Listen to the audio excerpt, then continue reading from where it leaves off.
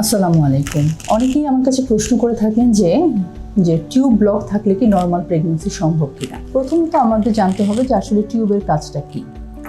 Normally দেখা যায় যে সন্তান ধারণের ক্ষেত্রে যে টিউব থেকে, যে ডিম্বাশয় থেকে যখন যে ডিমটা তৈরি হয়, সেই ডিমটা এই টিউব দিয়ে চলে আসে এবং টিউবের একটি স্থানে এটি জমা হয়।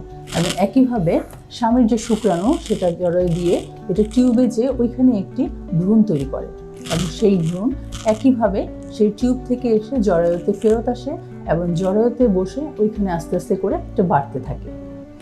তাহলে তার মানে হচ্ছে টিউবটা হচ্ছে আমাদের একটি পথ, যে পথের মাঝখান দিয়ে আমাদের ডিম্বাণু এবং শুক্রাণু চলাচল হয়, তাদের বৃদ্ধি হয়।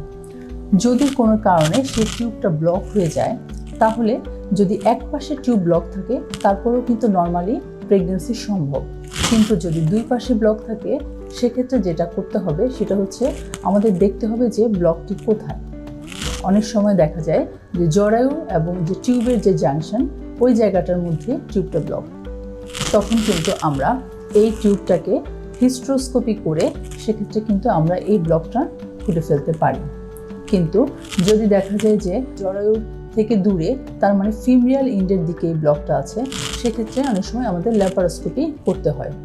তাই টিউব ব্লক হলেই যে নর্মালি প্রেগন্যান্সি সম্ভব নয়, এমন কিছু নয়।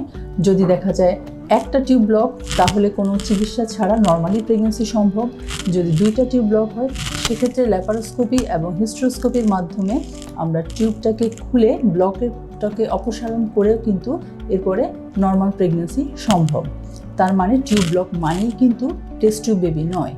সেক্ষেত্রে আমাদের আগেও নর্মাল প্রেগন্যান্সির অপশন আছে। তবে কোনো কারণে যদি কোনো পাশের পথই খোলা না যায়, সেক্ষেত্রে অবশ্যই আপনাকে আইভিএফ প্রেগন্যান্সি বা টেস্ট টিউব বেবি নিতে হবে।